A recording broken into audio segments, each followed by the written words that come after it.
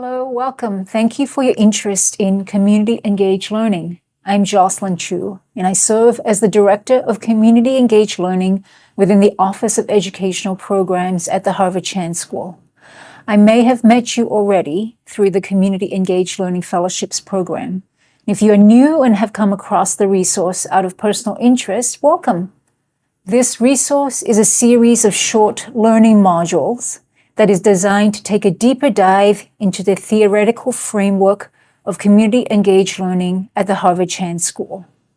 You're going to learn more about each of the 3 Ps, that is posture, proximity, positionality, through reflections from past fellows and stories from the Community Engaged Learning Program staff. When the 3 Ps are applied in practice, there is a shift or redistribution of power. Redistributing power to our community partners recognizes multiple ways of knowing. We broaden our perspectives on the way knowledge is generated and transferred beyond an orientation that is only limited to academic and scientific knowledge generation. Along with the 3 Ps, we'll also share about storytelling and how community engaged learning puts us in a position to retell the story in a more collective and equitable approach. Storytelling is reclaimed as science. For further reading and reflection, we have included links to additional resources on the webpage. So let's start with clarifying what we mean by community engaged learning. Community engaged learning, or CEL for short, at Harvard Chan School combines the practice of community engagement with a service-oriented intention to take on the role of a learner in the field. Community engaged learning is more than just an internship, a community service, or volunteerism.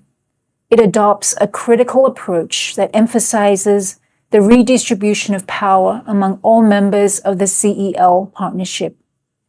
It attends to the development of relationships, authentic relationships, through reflexive, collective, and relational approaches.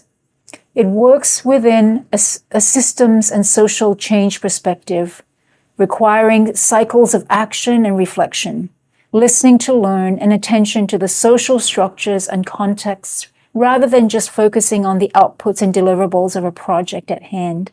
So ultimately, it is transformative, proximal, a collective and relational approach to public health action. And due to its experiential and reflexive nature, community engaged learning is transformative and results in a change in how we approach people and projects. It's not mechanical or by the books. It's something has shifted in your approach and practice strategies. You'll see some of the sticky notes throughout the slides from comments have come back from fellows from the field. At the Harvard Chan School, community engaged learning is premised on the 3 Ps: posture, proximity, and positionality. Here is what we mean by this framework for community engaged learning. First, we take on the posture of the learner. This posture is enacted when we enter the field. To learn is to be proximal to people and places. And the process of learning in the field is to engage with our own positionality. We make sense of what we're learning through an iterative cycle of critical reflection. The learning modules that we're about to present will tease out each of the 3 Ps. This teasing out is actually based on the analysis of reflections from over the course of the fellowship program's last 6 years. These reflections were collected on sticky notes over the past 6 years since the fellowship's program's inception in 2018. Fellows responded to 2 prompts at the debrief. First, what did you wish you knew before your community engaged learning experience? And what advice would you give to the next cohort about working with community? So first, posture. Posture is a stance or an approach to engaging in the work. When we take on the posture of a learner, opportunities to learn about the people, the project, and also the systems in which the project sits can arise. To take on the posture of a learner is actually an intention. Teasing this out further, there are a few themes around posture. One is around humility. Humility is a value that is enacted when you take on the posture of a learner. It is not being deferential on the surface. It is a deep conviction that there are many things that I do not know, and having the courage to admit this. It entails the intention to listen in order to learn. The intention of listening to learn then opens up new opportunities to widen our understanding of the context in which issues are embedded, and to integrate the wisdom and knowledge that already exists in the community. Practically speaking, listening to learn entails asking anyone and everyone open-ended questions, leading with curiosity, and trusting in the expertise of our community partners. This posture strengthens the partnership bond and builds trust. As reflected by a fellow from 2019, when asked, "What advice do you have for working with community?" they said, "Have a sense of awareness of yourself as a visitor of the community members, and the perspectives and values, and of the differences between both. Remember to approach conversations with humility. Treat people with respect, and acknowledge that you are not the expert in the room. Community engagement works best when we listen, learn, and support, not when we try to lead and make all the decisions. Be respectful, and remember that you are there to listen and not to speak." A learner who listens is present and authentic in their approach.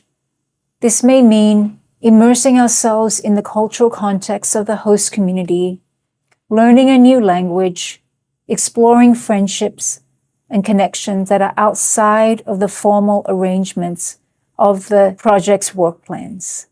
When we take on the posture of a learner, something unexpected happens.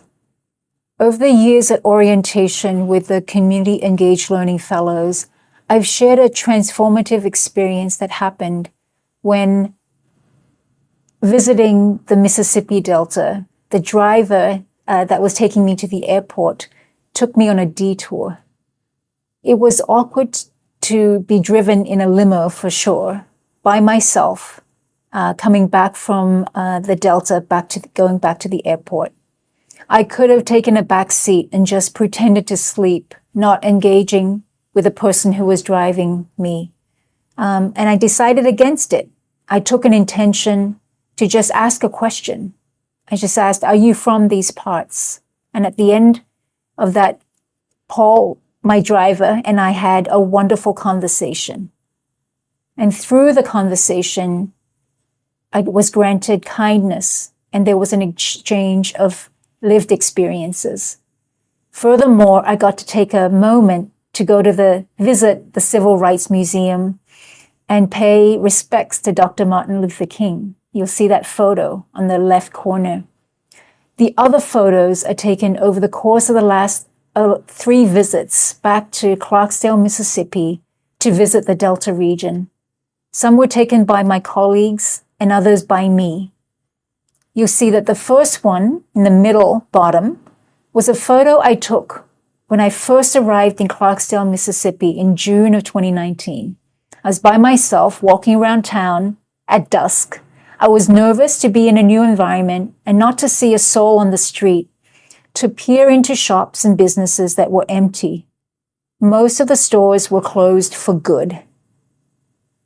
The photo of sunflowers and the street banner was on a subsequent visit with a colleague. Our eyes were further opened to the deep musical roots of the area and the beauty around town. The prevailing narrative about a place can be hard to shake until you get up close and start learning about the work of those who have chosen to stay and make change happen. This is a quote from a blog post that I wrote after visiting Clarksdale for the 3rd time.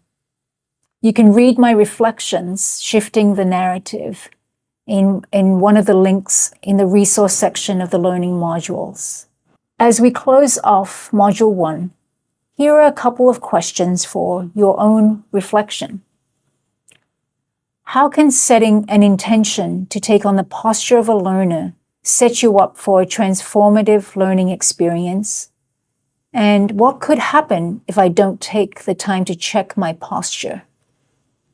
In the next module, you'll hear from my colleague, Abrania Marrero, about the next P, proximity. Thank you.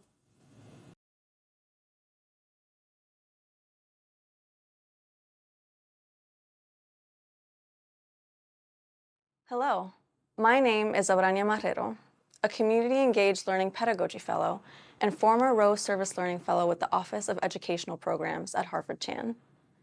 I'm excited to join you all as we continue diving into the Community Engaged Learning Framework at Chan, one which encourages public health students and trainees to take on a more critical, reflexive approach to projects carried out in partnership with community members here in the United States and around the world.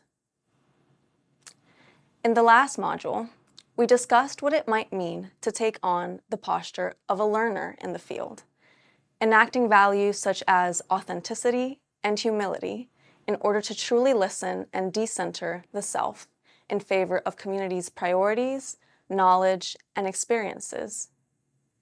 Today, we will continue our journey across the 3 Ps and discuss how such a posture is difficult to take on if we do not draw close, engaging in proximal relationships and field experiences in the places and with the people that may better reflect a more well-rounded, non-academic understanding of public health issues, strengths, and needs.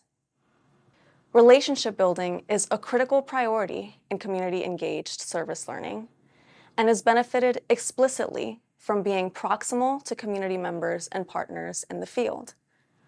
Building in downtime to get to know those working in partner organizations over lunch, crafting a team with other fellows or fellowship staff, and valuing connection over completion of tasks all point to an important insight. Relationships serve as the foundation by which engagement extends beyond specific projects to create more meaningful, long-term partnerships and longer-lasting impact. Relationships are bidirectional and, therefore, the bedrock of more equitable learning, teaching, and support. Importantly, it is important to recognize that relationship building takes time and requires having an attitude that prioritizes trust building, without assuming that trust is deserved, but rather earned. As a fellow from 2024 reminds us, at first, discard your agenda. Just authentically connect with people and learn their stories. Gain trust, then start the work.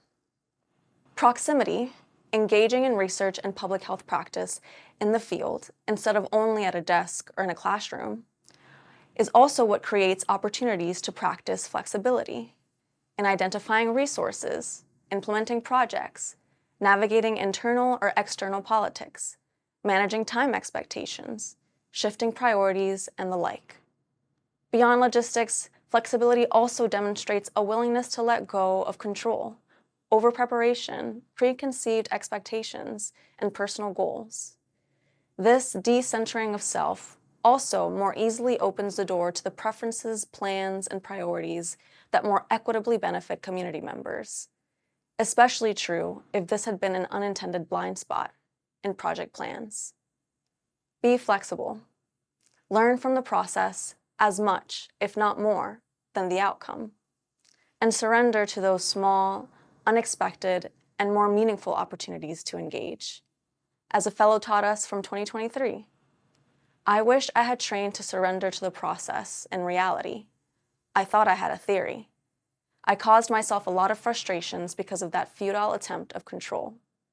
Things worked out so much better when I just flowed and surrendered.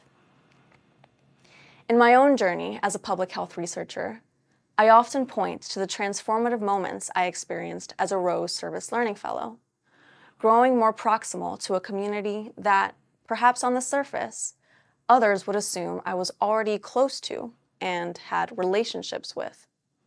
In the fall of 2019, I traveled to my native island of Puerto Rico, almost 2 years after the passing of Hurricane Maria. Coming from a rural agricultural community in the central mountainous region of the main island myself, and having a relatively academic understanding of the high levels of food insecurity experienced by local communities immediately after the storm, I wanted to understand how smallholder farmers in Puerto Rico could implement more adaptive, climate-resilient practices on their farms so that they continue working in their lands and would not have to experience hunger after natural disaster again. Now, despite these grandiose research aims, and despite calling Puerto Rico home, before going into the field, I wanted to be very mindful of the fact that I should not, and did not want to, consider myself an insider in these Puerto Rican communities. I did not want to pretend that my opinions, priorities, or experiences were more than or even equal to those of the individuals I was interested in learning from in the study. That disposition was important to me, and perhaps within this framework, might be described as taking on the posture of a learner. My plan was to conduct qualitative narrative interviews with food producers across the island, from the mountains to the coast. And again, from academically informed decision-making, I had decided to take on narrative interviews because someone had told me once about the power of storytelling in knowledge generation. That storytelling preserved knowledge, not as disjointed sets of facts, but as a cohesive, interconnected set of ideas. That storytelling made clear not just the actions, skills, or practices farmers enacted to make their farms more resilient, but also the values and meaning-making processes that motivated farmers to farm in the first place, and to keep farming in an increasingly economic and climate-vulnerable world. I drove hundreds, if not thousands of miles that summer, traveling back and forth every day to hear these different stories. From coffee growers to dairy, papaya, and plantain farmers. From elderly men and their sons to single mothers. From community organizers to homesteaders to large for-profit operations. I went across my island to places I had never seen before, to landscapes that looked like deserts, to ranches, to mountains taller and more treacherous than those I was raised in, to waterfalls and gas stations and fast food parking lots, meeting people and treating them as people, not farmers, not study participants, not knowledge bearers, just people. And that is when enacting flexibility truly came alive. I was trying to document climate-resilient farming practices. What I got, instead, was deep insight into the way farmers in Puerto Rico thought about agriculture as a centerpiece of sovereign local culture, as a duty to feed their neighbors and communities, a duty they gladly accepted, as challenge and sacrifice, as toil. Many saw their farms as another family member, and when Hurricane Maria had come, they grieved the devastation of their lands as if they had lost a child. So I began to ask new questions, not what climate-resilient practices are. We have a lot of academic knowledge around those. But perhaps more critically, what kind of values do food producers need to carry with them if they are to survive the grief and trauma of a natural disaster and contribute to their nation's food security once more? From a desk, from behind a screen, or more importantly, from a disposition that was not flexible, interested only in the original research plan, I would not have been able to hear these stories, this knowledge, these value systems. I would have discounted them as noise. I had to be flexible. I had to build relationships. And I had to get close. That is what proximity and community engagement means. Pause the video here for some questions to reflect on as you consider enacting more relational and flexible community-engaged practice. In the next module, you will hear from our colleague, Sappho Gilbert, about the final P, positionality. See you there.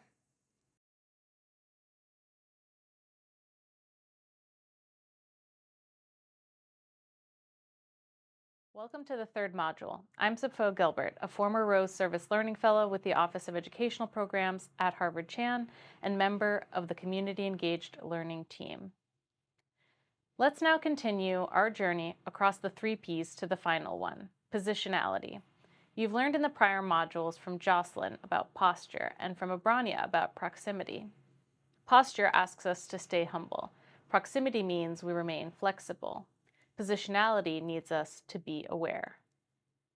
Positionality touches on the ways in which our experiences, identities, values, biases, and affiliations shape our approach to our lives, our work, and our relationships.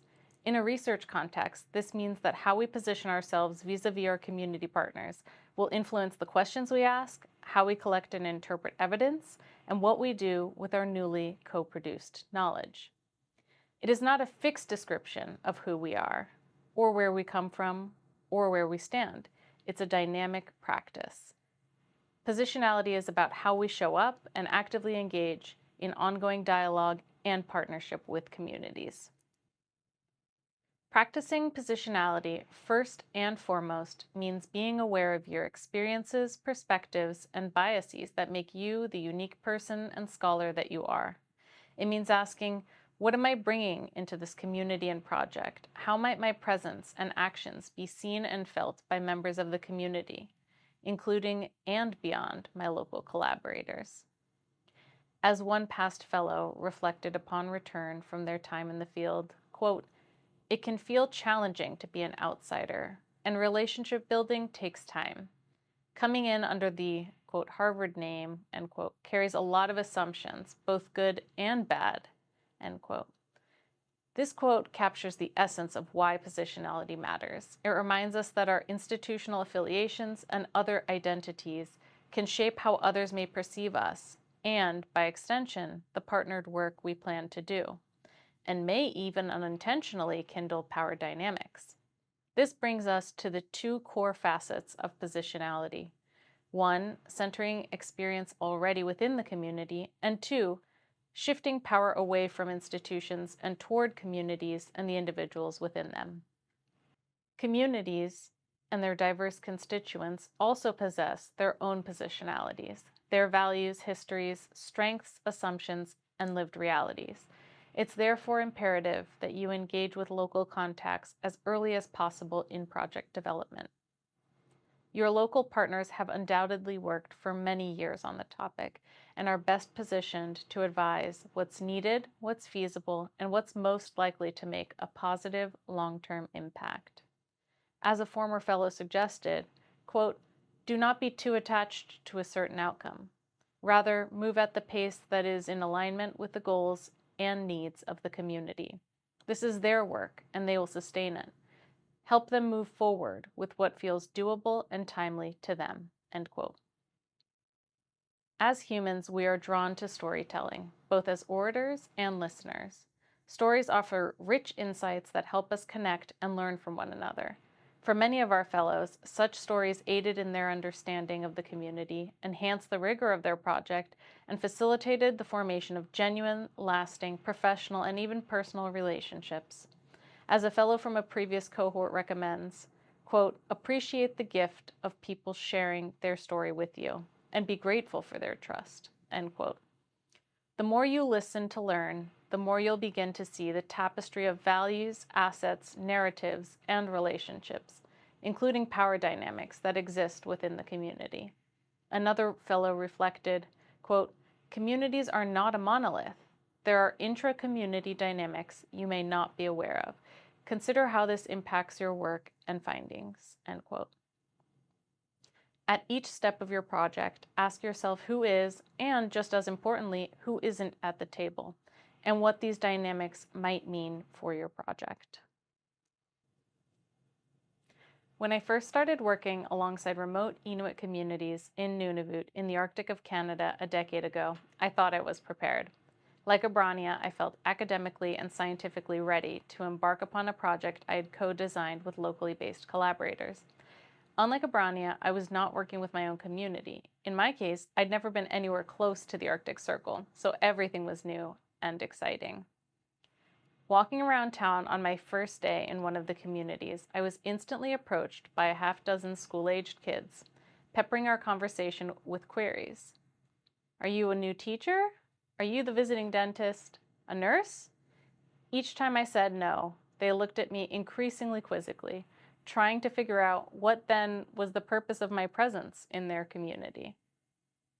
Such curiosity is natural, and I realized it was incumbent upon me, as a guest in and collaborator with the communities, to always be prepared to introduce myself. It does not need to be formal nor lengthy, just who I am, what I am doing, with whom, and why. Over the years, I have met, worked, and even formed friendships with countless local colleagues, and I am grateful to continue to collaborate with many of them today. Of course, I have not met everyone in the communities, and the need for me to position myself and the projects with which I am involved remains.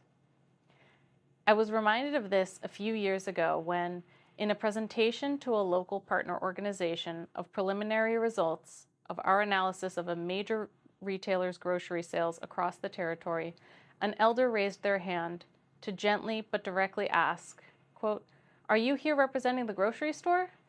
End quote.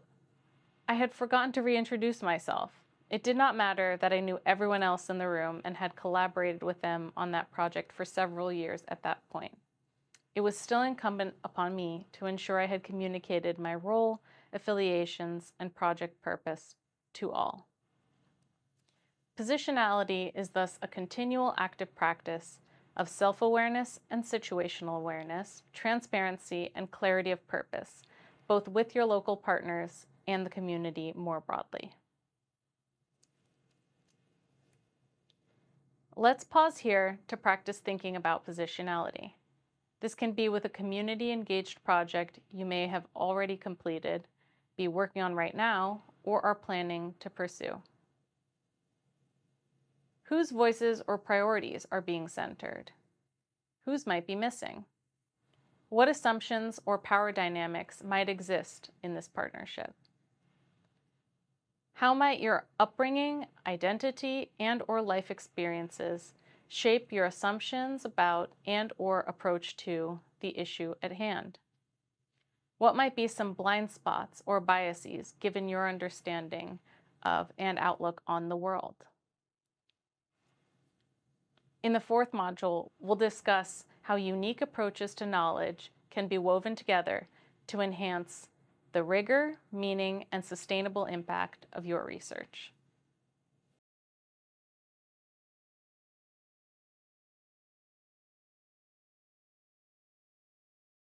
In this fourth module, we will explore diverse ways of knowing and how they can enrich our understanding of communities, fortify our local relationships, and bolster the relevance and rigor of our scientific work as community-engaged scholars. Before we begin, please note this is a brief introduction to this topic to get us thinking about how we can be open to including diverse ways of knowing in our work.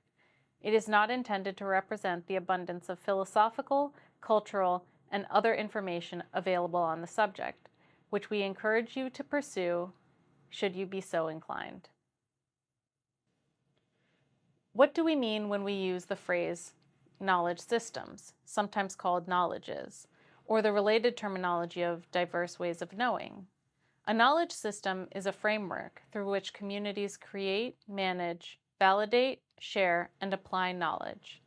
This can include scientific, indigenous, experiential, spiritual, artistic, and technological forms of knowledge. The phrase, quote, way of knowing, end quote, is sometimes preferred, especially by those outside the scientific or academic worlds, for its emphasis on the living nature of knowledge. In this framing, knowledge is not set in stone, but a dynamic set of worldviews, values, and methodologies and practices. Each knowledge system or way of knowing therefore reflects how a community understands reality and truth, or its worldview, determines what knowledge to pursue and why, its values, and generates, disseminates, and acts upon information, the methodologies and practices used. Here's a helpful visual that maps 4 ways of knowing: Let's start at the arrow pointing down and go clockwise. Foundational, the roots of most of our sense-making, through experience, indigenous or ancestral wisdom, and spiritual or natural knowledge. Artistic, understanding and helping others understand our experiences through visual art, movement, music, and storytelling, which we will circle back to in the next module. Practical, leaning on knowledge attained through past actions. And generalized, looking at the big picture, patterns, concepts, theories, logic models, and experimenting. Recognizing the existence and values of these diverse ways of knowing enables us and our community-based partners to meet one another where we are today and chart how we might wish to co-create new knowledge together. Some of you may be broadly familiar with this pyramid. It is the conventional hierarchy of evidence on which science and public policy tend to rely. This version, by the Global Hub on Indigenous Peoples' Food Systems, published in the journal Nature Food, invites us to ponder how we define and rank evidence, including various study designs and traditional knowledge. At the top of the pyramid are systematic reviews and meta-analyses, followed by randomized controlled trials, evidence that is often seen or talked about as, quote, gold standard, end quote, in public health. Beneath those levels are observational studies, case reports, in vitro evidence, and animal studies.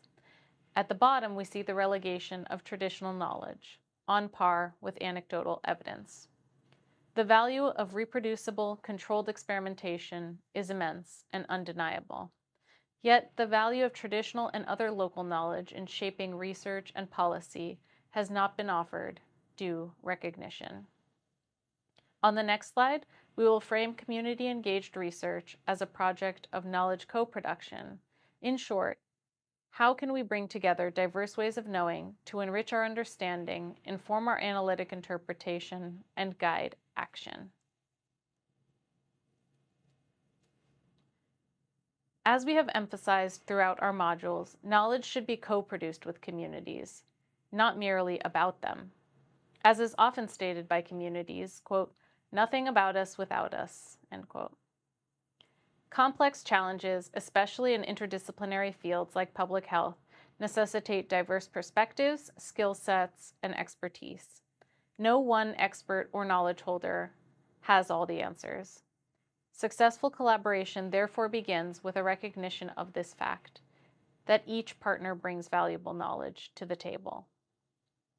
By incorporating, sometimes termed braiding or weaving, multiple ways of knowing, you and your community partners can make your project more relevant to local lived realities and priorities, innovative through the combination of cultural perspectives and disciplines, rigorous by drawing on multiple forms of evidence and offering a three-dimensional picture of the issue, and trusted by communities who have been partners at each step.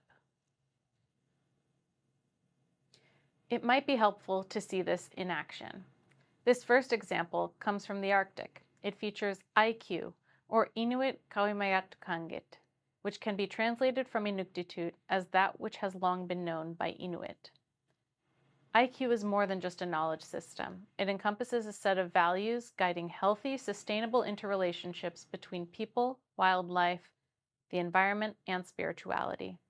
In this article by Tagalik et al., IQ serves as the foundation for locally driven and owned science in these circumpolar communities. Research shaped by IQ principles, encompassing the common good, consensus, respect, and more, can also be a step for self-determination, as well as data and knowledge sovereignty. Another example is a knowledge system of the Maori, featured here in juxtaposition to scientific ways of knowing. On the left, you see holistic, experience and practice-informed knowledge honed by the Maori over time, which steadily enhances the knowledge base. Centrifugal thinking refers to the outward orientation between oneself and one's context, including one's place and relationships. In science, as seen on the right-hand column, Analytical and skeptical approaches involving measurement and repetition are highly valued, with time aging science and knowledge rapidly evolving. Centripetal thinking, in this case, turns one's attention inward. In broad brushstrokes, this means decontextualizing truth in pursuit of universal truth. Differences in ways of knowing can sometimes lead to disagreements among stakeholders in community-engaged research.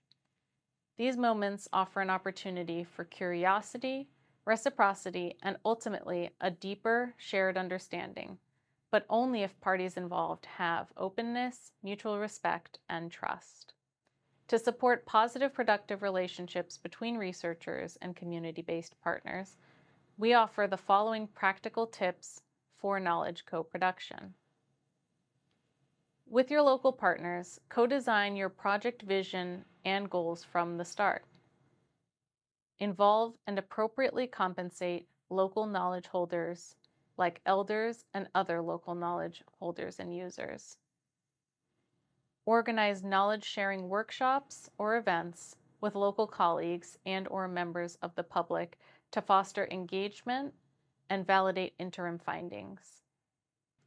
Consider how you might be able to incorporate multiple types of evidence, like oral histories or lived experience.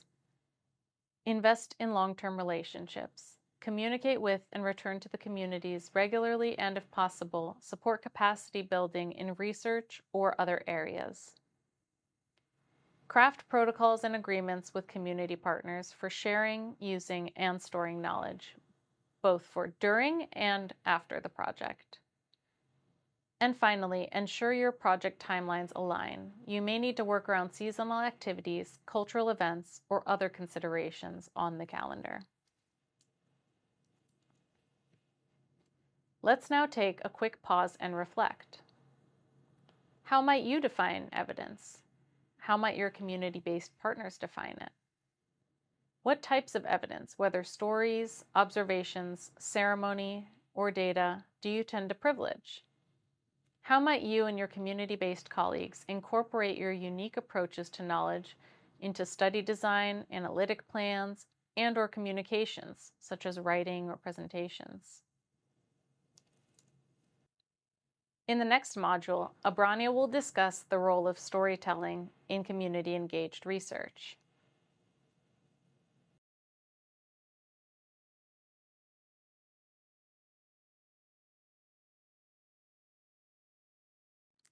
Hello, Abrania Marrero, here again to round out our final community-engaged learning module.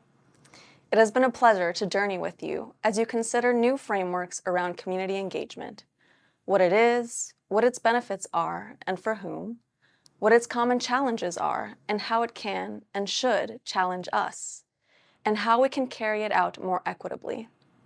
Whether you are going into the field for the first time or are a long-time practitioner, seeking to deepen your approach, we hope you have taken away at least one small learning that may help you create a more reflexive, relational, redistributive, and transformative praxis with community partners around the world.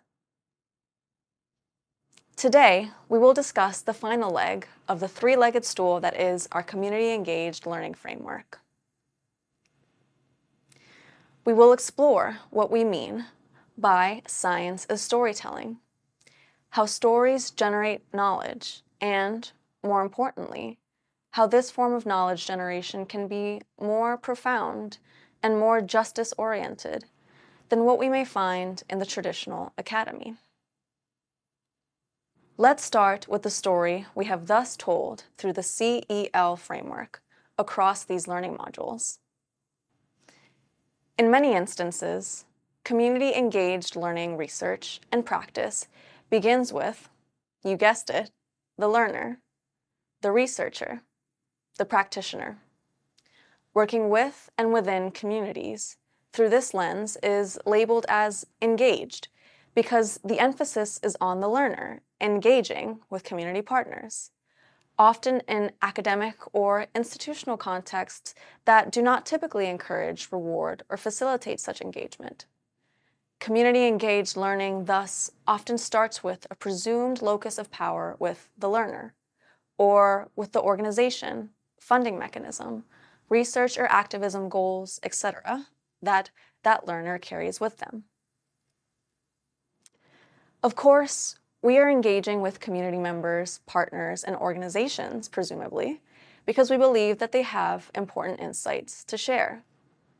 But if carried out superficially, community engagement can remain superficial, used simply as a mechanism to carry out a project, regardless of what the local community actually wants or thinks about that project. At worst, these interactions are extractive or manipulative in nature, with community engagement only desired to check a box, recruit participants, maintain optics, etc. I'd be hard-pressed to call these situations partnerships. As the graphic shows, there's little true connection between the learner and the community. Because of this potential or actual imbalance, whether explicitly recognized or not, the first step of community-engaged learning often involves the learner embracing humility as a key value and attitude in their praxis. We've discussed throughout these modules how being present, authentic, and flexible facilitates this process, this undoing of self for the other. Community engagement, however, is not limited to this personal growth, although this growth, of course, is important and often welcomed by community-engaged practitioners. More pressingly are the relationships and the kind and quality of relationships made with community members along the way. We describe this disposition of valuing and prioritizing relationships as relationality, because relationality sees individuals as defined and dependent on their relationships, not isolated entities, not as pursuing transactions between each other, but as pursuing meaning and connection. To prioritize relationships is to recognize community partners as human beings, and to level the playing field for each other's priorities, goals, and experiences. Relationality is enacted in listening and centering community expertise. And ideally, it shifts power away from the learner and towards those we are creating relationships with in the first place. It's not about letting our partners share their knowledge, design our projects, set the goals. It is about getting to a place where we, as learners, recognize that we are not letting community members do anything, as if we have some kind of control over the reins of their power. It is about taking on the disposition in which we are engaging because we desire to serve. Put, perhaps more simply, community engagement is itself a story. It is about recognizing that we are blind sometimes to our own power, and that because of that, we need to engage in critical reflection and become more humble as a result. But embracing humility is not enough. Power can indeed be reclaimed, but it can be done together. With community, collectively. In community engagement, it is not just your story you are telling. You are telling, or perhaps more specifically, listening to, stewarding, uplifting, the stories of those you are partnered with. You are telling the story of the partnership itself, of the relationship. Storytelling is a form of communication. It is a way to understand and make meaning of the world around us, of our experiences, our relationships, the things we know to be true and the things we are unsure of, the things we believe and believe in, the things we pay attention to. For these reasons and many more, storytelling is sense-making and a form of knowledge production. It is science. Storytelling provides insight into how we, as social and storytelling creatures, imbue purpose and meaning, ethics and values, desires and dreams, hopes and aspirations onto reality and our lived experiences. To know is more than just to absorb facts and figures. We are more than just creatures of logic. We are creatures of ideals, It is critical then to make sure in the story of community engagement that we are centering the ideals of the communities we serve. Telling stories is a familiar yet powerful way by which we communicate and make meaning out of our experiences.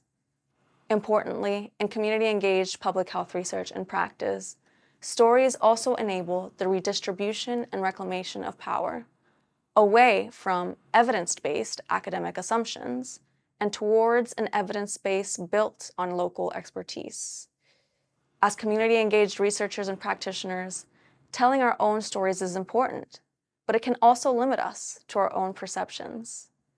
To listen to and uplift other stories is to humbly liberate truth-seeking and allow it to take on other, more powerful and collective forms.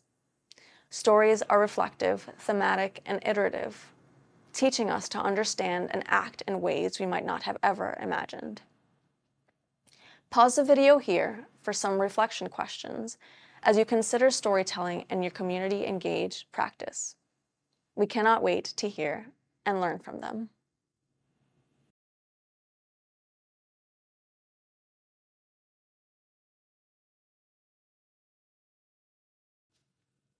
Hello, it's Jocelyn Chu here again. I'm rounding off our learning modules with the final one on critical reflection. If you're just tuning in and have just come across this particular learning module, this is part of a series of short videos produced by the Community Engaged Learning Program at the Harvard Chan School. The modules are designed to complement the frameworks and concepts that we've shared at the orientation session of our Community Engaged Learning Fellowships. Beyond the fellowships, we hope that they'll serve as a resource for students preparing for a field practice, a practicum, or an immersion experience that have elements of community engagement. So just a quick recap on what we mean by community engaged learning at the Harvard Chan School. Community engaged learning combines the practice of community engagement with a service-oriented intention to take on the role of a learner in the field. It adopts a critical approach that emphasizes the redistribution of power among all members of the CEL partnership. It's more than just an internship or community service or volunteer work. It attends to the development of authentic relationships through reflexive, collective, and relationship approaches. It also works from a systems and social change perspective. It is a transformative, proximal, collective, relational approach to public health action. Transformation takes place through the practice of critical reflection, and this is the topic we will be diving deeper into through this module. Critical reflection is the backbone of community-engaged learning. This is illustrated in the CEL framework that guides our practice. Community-engaged learning invites us to take on the posture of a learner. This posture is enacted when you enter the field. To learn is to be proximal to people and places.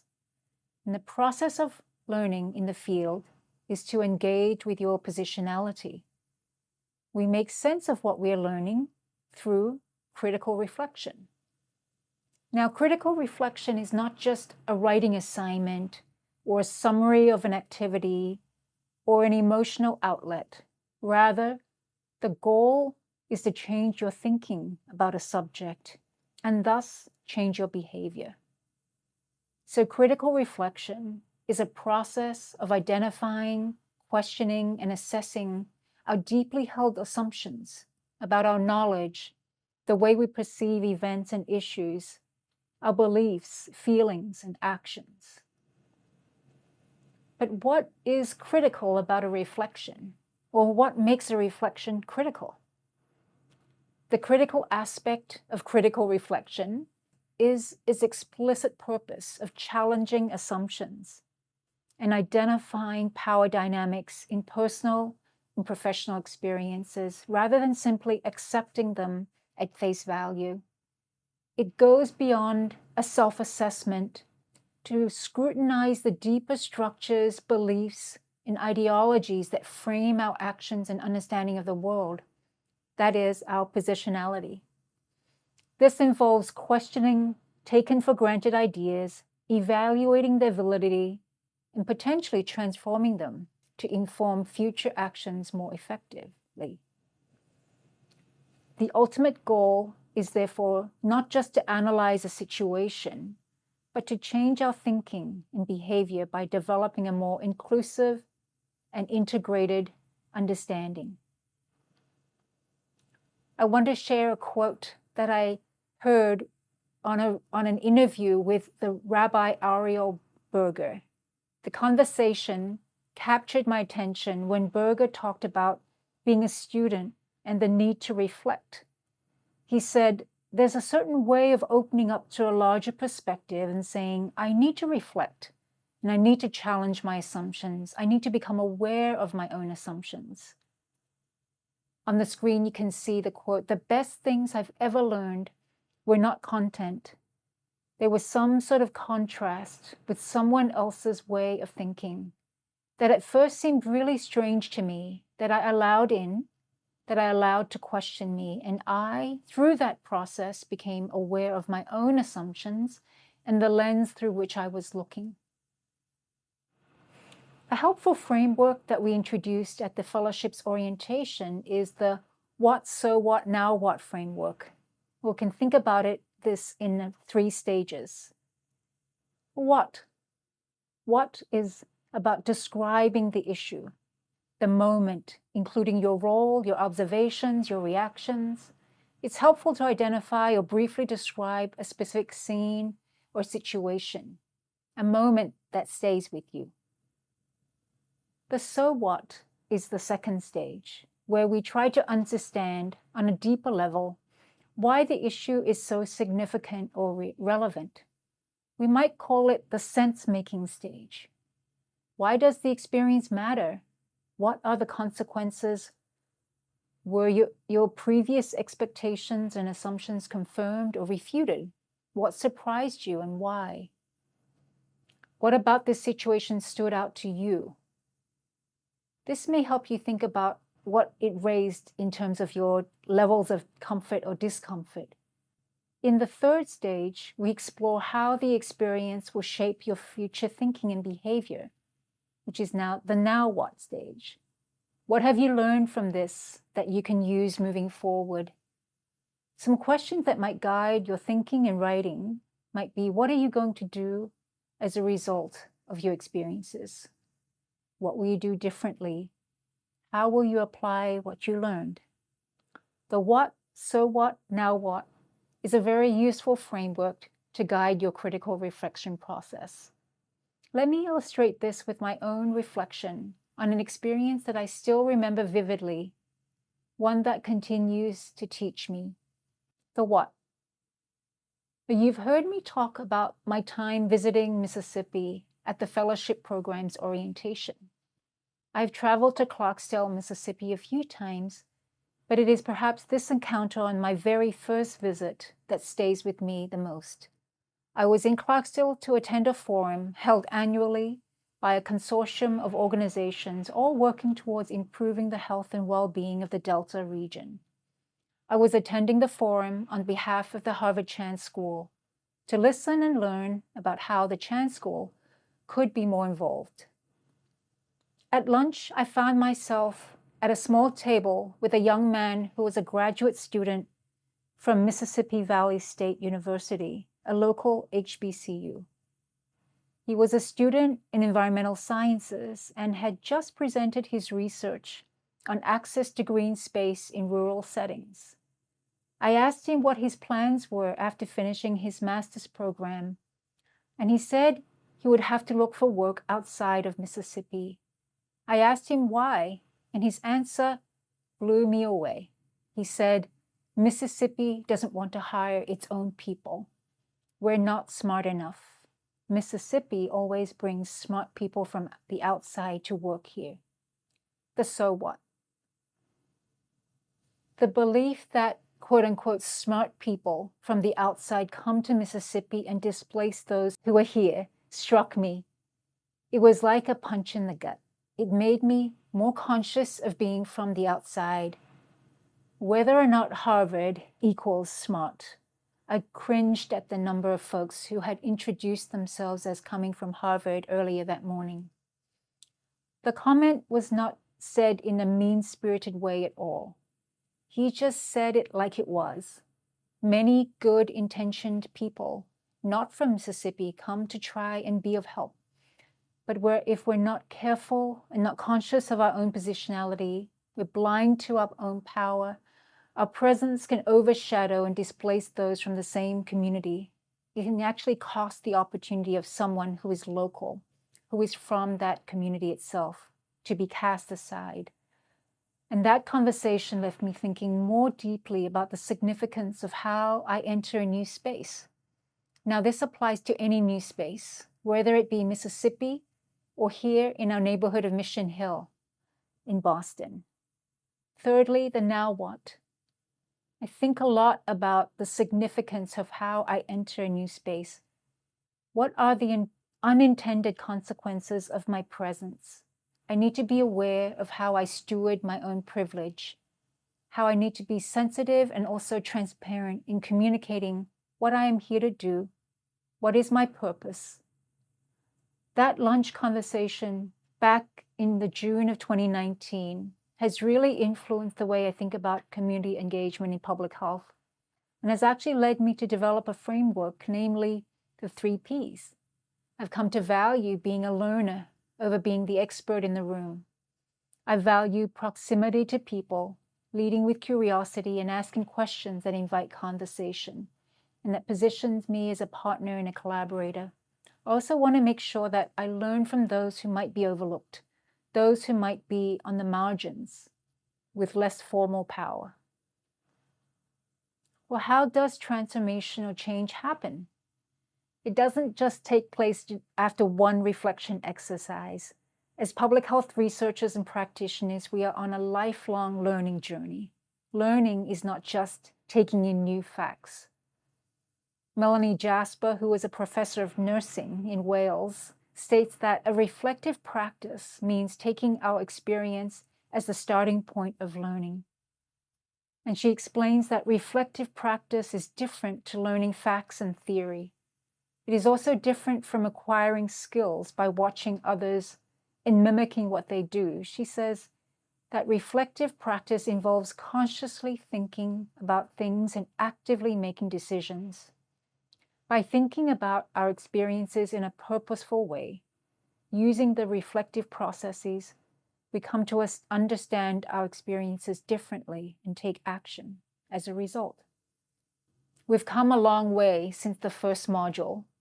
You were introduced to each of the 3 Ps, posture, proximity, and positionality.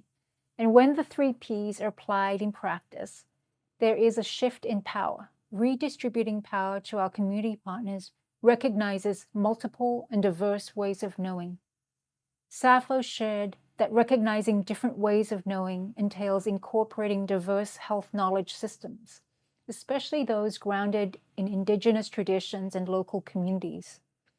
Abrania walked us through the module on storytelling and how community engagement done intentionally and ethically puts us in a position to reclaim stories as science and retell stories in a more collective and relational way. And we rounded things off with a final module focused on critical reflection. And rightly so, because it is really from reflecting critically that we learn, we change, and take action. Abrania shared this graphic in an earlier module, and it depicts the key components of community-engaged service learning. One that is based on relationality and shifts power away from the learner towards centering community expertise. This transformative experience does not happen without reflecting on an incident or challenging our own assumptions. That is, allowing something to question us. Well, I hope you've gained a deeper insight into the framework for community engaged learning at Harvard Chan. My greater hope is that you will take the invitation to place yourself as a learner in the field and engage in reflective practice. Besides the 6 learning modules, we've included a page with links for further reading and reflection. You can find all these learning resources under Community Engaged Learning in the Harvard Chan's Office of Field Education and Practice webpage. Thank you.